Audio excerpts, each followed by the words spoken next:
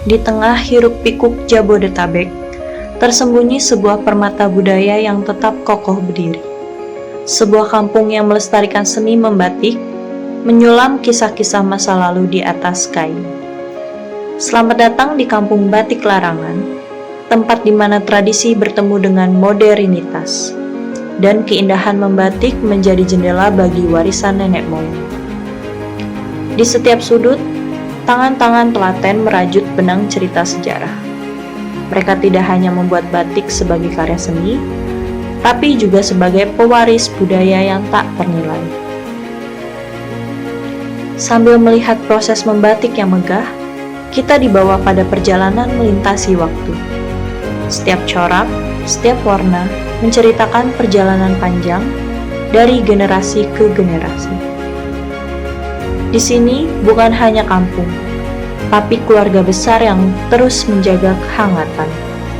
Mereka berbagi cerita, tertawa bersama, dan menjaga tradisi agar tetap hidup. Meski terletak di pusat Jabodetabek yang berkembang pesat, Kampung Batik Larangan tetap menjadi saksi bisu keindahan tradisi. Mereka adalah penjaga nyata, menjaga agar warisan tak terlupakan di tengah hiruk-pikuk perkotaan. Dan di antara jalinan kain yang indah ini, kita belajar bahwa kebesaran suatu tempat bukan hanya terletak pada beton dan besi, tetapi pada kekayaan budaya yang dijaga dengan cinta dan dedikasi. Kampung Batik Kembang Mayang yang berada di Larangan, khususnya Larangan Selatan, itu berdiri sejak tahun 2017. Itu pada peresmian khusus untuk kampung batiknya itu ada di 2017. Terus yang memprakarsai adalah waktu itu masih menjabat sebagai Pak RT di wilayah kami, yaitu almarhum Bapak Budi Darmawan. Kebetulan saat COVID beliau pulang. Dia memprakarsai, kebetulan beliau adalah salah satu asesor batik di Indonesia. Jadi dia masuk dalam kelompok asesor untuk penguji para pengrajin batik di Indonesia. Beliau yang prakarsai awalnya adalah dari keinginan Bapak Arief Wismansyah selaku Wali Kota Tangerang. Waktu itu ingin mengadakan namanya PHBS, perilaku hidup bersih dan sehat di lingkungan kelurahan. Nah, waktu itu kami diminta oleh pemerintah atau pemerintah setempat untuk membuat lingkungannya menjadi rapi dan bagus dan indah. Dan kami, Pak Budi itu ingin membuat suatu gebrakan baru, yaitu tembok-tembok di batik, tembok-tembok rumah warga di batik. Seperti yang dilihat, lingkungan kami ada tembok-tembok bermural batik. Itu hanya untuk waktu itu karena banyak coret-coret ya, anak-anak yang suka lewat di sini banyak coret-coret dengan kadang yang gambar-gambar yang nggak pantas atau yang kurang bagus. Akhirnya Bapak Budi Darmawan almarhum ingin mempercantik wilayah kami dengan motif batik. Jadi dilukis dengan motif batik. Awalnya dari memang dari pemerintah Tangerang ingin membuat lingkungan sekitar bagus. Itu asal mulanya berdiri. Pada saat itu jadinya kampung dimulai itu pada tanggal 2 Desember kalau nggak salah. Itu baru kampung batik. Terus pada tanggal 15 September itu kampung batik resmi diresmikan oleh sama Pak Arief. Itu lahirnya pada saat 15 September 2018. Tapi mulai jalannya dari 2017 akhir. Berdirilah Kampung Batik Kembang Mayang. Cuman ada dua, batik tulis dan batik cap atau kombinasi kedua. Itu atau kontemporer. Selama batik itu masih menggunakan mesin, itu namanya bukan batik, tapi printing. Jadi bahan yang bermotif batik, tapi itu printing. Selama itu tidak dibikin oleh tangan manusia dan lewat dengan malam panas, itu bukan batik. Jadi batik itu hanya ada dua. Kenapa batik itu mahal?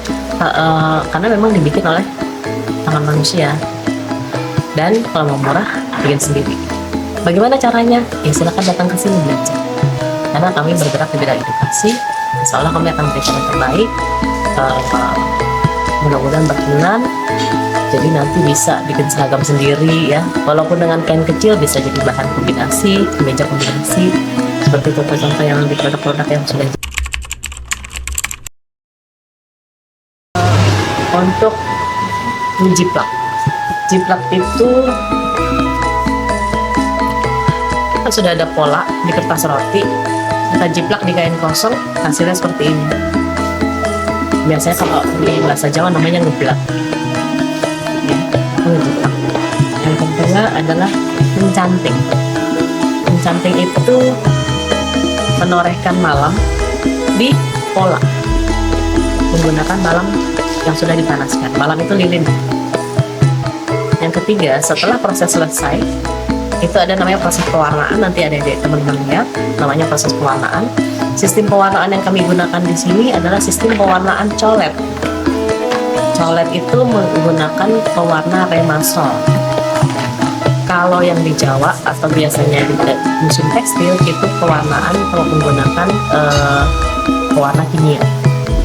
Nah, yang kami gunakan pewarna remasol. Jadi di setiap elemen yang akan diwarnai bisa langsung diwarnai dengan warna yang berbeda. Mau biru, mau hijau, mau merah, itu bisa langsung.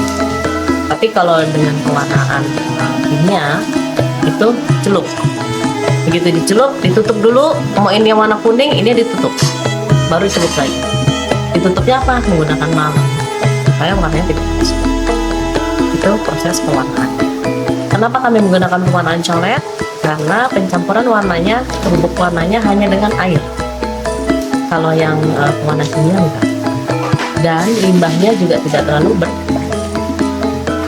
Setelah melakukan pewarnaan selesai, seperti yang di belakang itu sudah selesai, akan dilakukan fiksasi. Fiksasi itu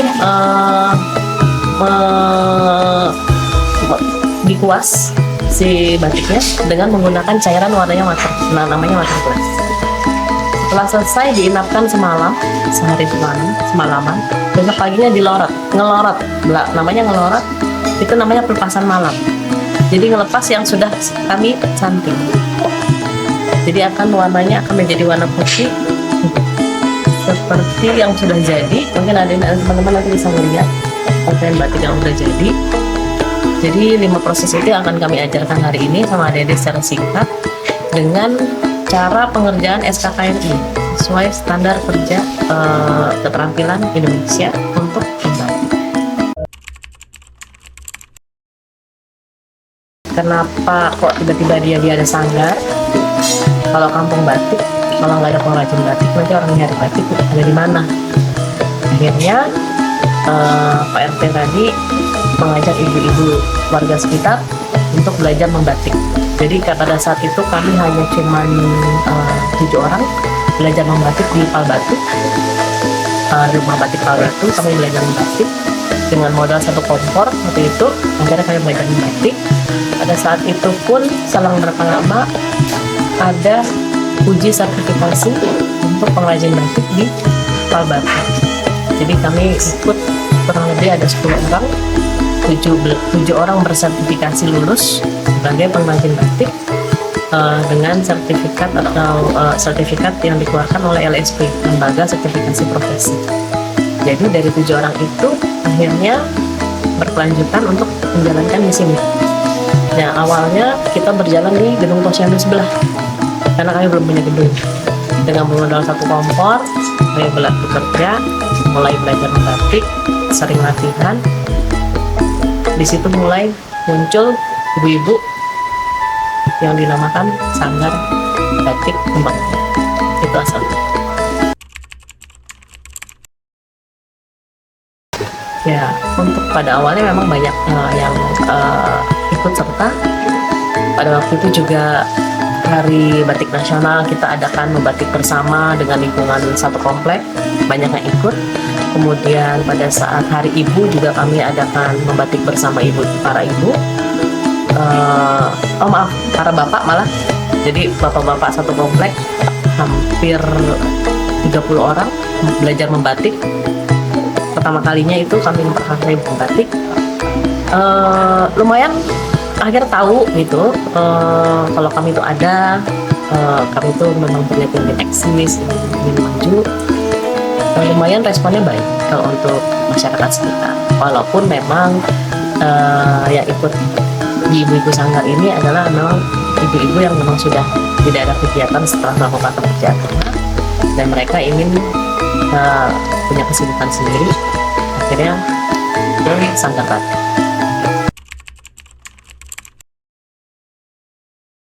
Jujur, pemerintah belum ada campur tangan pertama. Mereka menganggap kami ada setelah kami memang blow up di sosial media, diliput oleh beberapa TV nasional dan lokal. Begitu sudah masuk TV, baru mereka menganggap kami ada. Tapi kalau untuk bantuan secara langsung, bantuan gedung, bantuan bahan baku itu belum ada. Jadi mereka melihat kami di saat kami sudah berdiri, bukan membangun bersama. Jadi memang kami sudah berdiri. Yang mural-mural batik itu kami modal dari swadaya masyarakat, tidak ada bantuan pemerintah. Dan bangunan ini dan bangunan yang galeri yang di depan, mungkin adik nanti lihat ada bangunan serupa, itu langsung dari pemerintah pusat, PUPR. Jadi bukan dari PUPR Tangerang, tapi langsung dari pusat. Jadi kalau dukungan secara langsung belum, sayangnya belum, saya. Tapi kalau untuk bantuan gedung ini